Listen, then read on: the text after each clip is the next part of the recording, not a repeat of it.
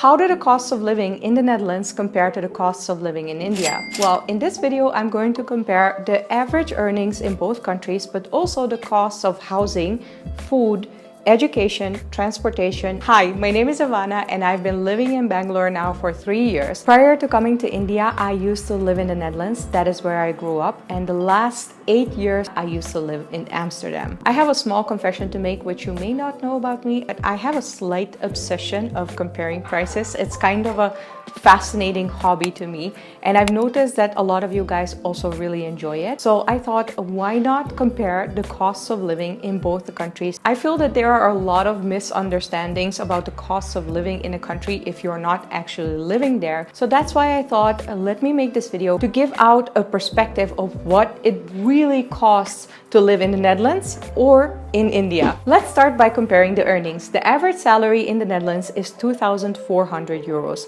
There is only a small group of people who will earn a lot more than this. And fun fact, actually, in the public sector, the salaries of the top people are capped at the level of the salary of the Prime Minister. So I know the latest amount of that was 160,000 euros per year for a top manager in the public sector. The idea behind this was that people were against a top manager in the public sector earning more than the Prime Minister. However, in the private sector, the salaries can go way up, but like I mentioned, this is only a small proportion of the people in the Netherlands. A lot of people will be around that amount of 2,400 euros, and there is definitely also quite a big group of people who are below that. I would say for a lot of people in the Netherlands, a salary of maybe 1,400, 1,500 euros after taxes would be quite normal as well. In India, what I found online, but this is also based on my own experiences hearing about the average salaries from people who I've met, the average salary would be somewhere around 33,000 rupees. Now, the salaries obviously can definitely be a lot lower. I feel the average salary for a maid would be 10,000 rupees per month, whereas obviously they can also be a lot higher. We have quite some billionaires here in India as well, but I feel most people will earn somewhere around 30,000, 40,000 rupees per month. You may find these differences in earnings quite shocking. However, wait until you hear the differences in the costs of living. So let's start with the housing costs. In the Netherlands, apparently the rents have skyrocketed. I have mentioned before an average rent of 700 up to 800 euros, but apparently now the average rent is 1,600 euros. And in Amsterdam, the rents even go up to 2,000 euros, which is madness, even for me, I have to say. Do keep in mind though that the Dutch government has a subsidy arrangement, I guess that's how you would call it, for the people who are earning less, so they can get a subsidy on top of their rent, which will sometimes cut their rent in half. When I was a student, I was renting an apartment for 400 euros per month, and because of that subsidy, my rent got slashed in half. So I was actually in the end paying 200 euros. In India, from what I could find online, but also based on my own research, the rents usually in general run up from 10,000 rupees per month up to 40,000 rupees per month. Obviously, there are places which are way more expensive, but I like to look at the average prices and compare those with each other. The lower ends of the rents would obviously be in the more rural parts of the country or maybe some far away areas in the city, and the higher end of the prices would obviously be more in the center of the cities. One thing that I was also super interested in is what are the differences between buying, let's say, a 3 BHK apartment in the Netherlands and in India. In the Netherlands, apparently the prices have also gone significantly up. The average price of buying a 3 BHK in the Netherlands is now 365,000 euros. I can tell you that in my time, and I sound so old right now, but let's say 10 years ago,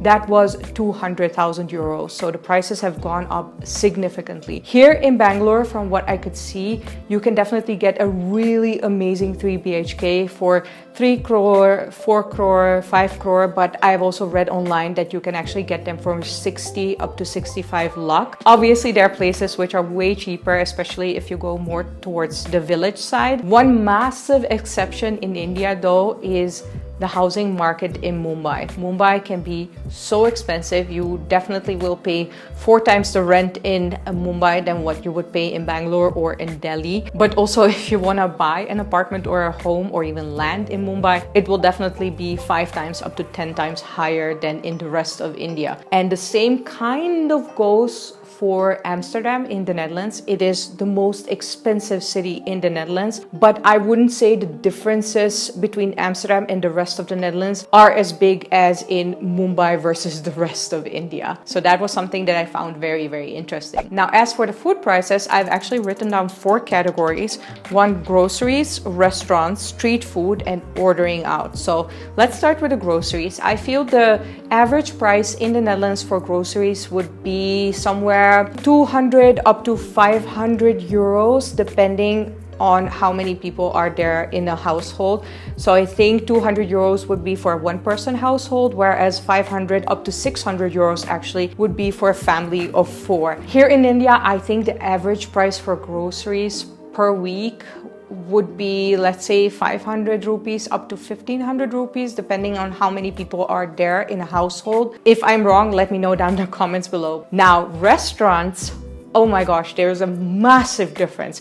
Restaurants in the Netherlands, I feel, are so insanely expensive. An average restaurant meal for 1 person will definitely cost you a minimum of 25 euros for an average restaurant. This is not even a Michelin star restaurant or anything. Here in India, the average price for a restaurant meal would be 200 rupees, I feel, for 1 person. And this is just a meal. This is excluding drinks and those kind of things. And then there is another huge difference in food costs, which is the street food. The Netherlands doesn't really have a street food culture. This unfortunately got less and less because of the insanely strict rules that there are around food safety. So a lot of street food vendors actually just couldn't live up to the regulations anymore, and they disappeared from the streets. Therefore, in the Netherlands, I would say the street food culture mostly depends on the Febo. In case you don't know it, the Febo is a fast food chain with Dutch origins. I made a whole video about it. You should definitely check it out. I love the Febo.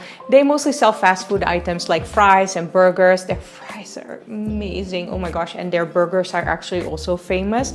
And then we also have these falafel / döner vendors. The average price that you would pay for a filling meal at these kind of places, I think, would be 3 euros up to 5 euros. I think 5 euros would be the max. In contrast to that, we have a massive street food culture here in India. From chole bhature and pav bhaji in the north to idlis and dosas in the south. My goodness, I think street food is half of the fun in India. It's amazing. The prices for the street food meals usually vary from 40 rupees up to maybe maximum 120 rupees. I'm not sure where you would pay 120 rupees, maybe for pav bhaji or chole bhature in the north, but in general, the street food prices will be below 100 rupees. Also, finally, there is a massive difference in the prices between ordering out food between the two countries. In India, I feel the order out food prices are quite the same with the prices in the restaurants, maybe a little bit more. In the Netherlands, the price of an average order out meal, I think, would be 20 euros up to 25 euros.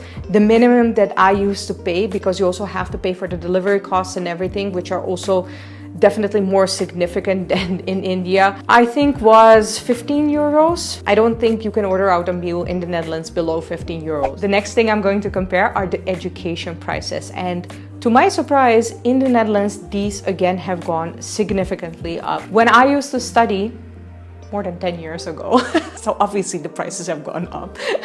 But okay, when I used to be in college, the yearly price for the college fees was 1,600 euros.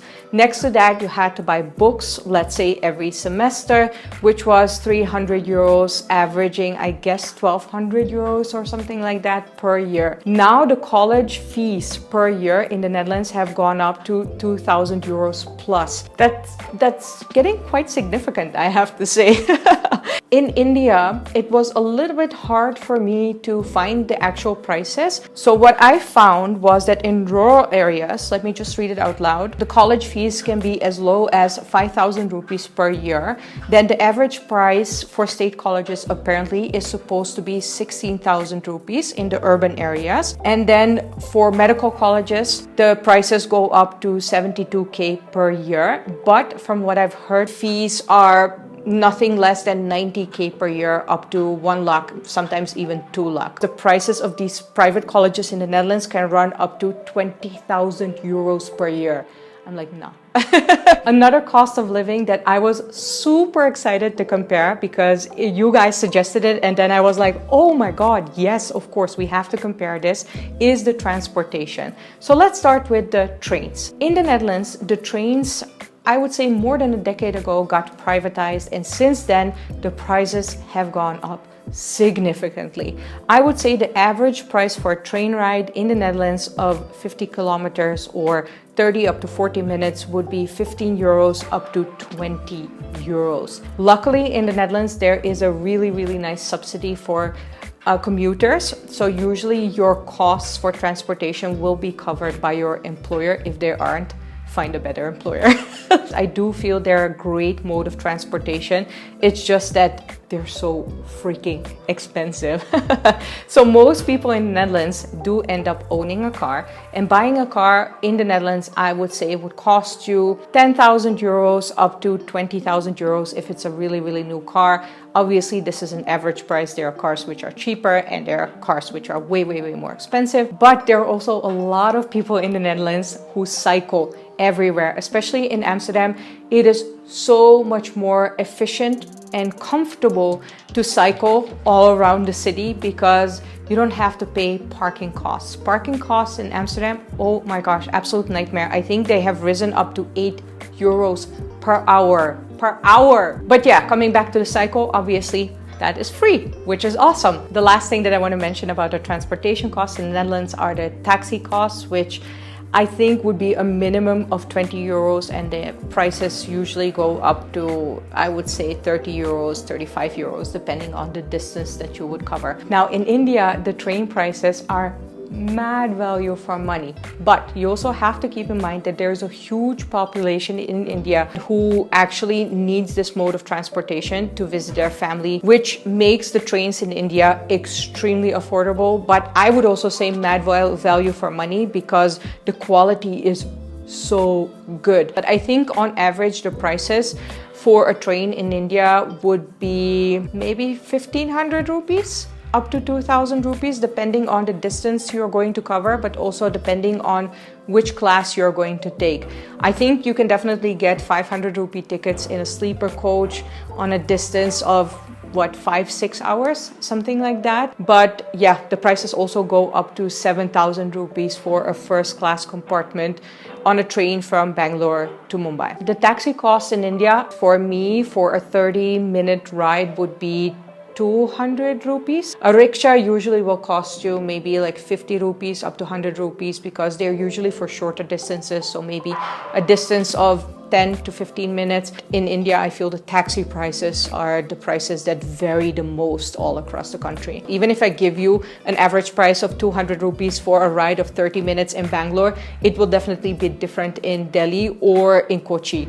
So I don't want to raise wrong expectations with foreigners coming to India and thinking that they can take a taxi ride anywhere for 200 rupees for 30 minutes, because that is definitely not the case. In terms of buying a car in India, what I found out is that the average price for a new car would be about 10 lakh, which I personally found a little bit on the higher end, but I guess that's just car prices all over the world. Small disclaimer that I feel I need to make. Some people seem to take YouTube very, very seriously, but I am definitely not doing a PhD on price comparisons between the Netherlands and India, so don't come at me in the comments with, this is not up to scientific standards. I know it isn't, but at the end of the day, I do hope you enjoyed it, and at least a couple more people got a new perspective on what it really costs to live in India or what it really costs to live in the Netherlands. I'm a huge lover of comparing prices. I'm very, very conscious of my personal finances, but it was not always like that. Both my brother and me used to work in the corporate world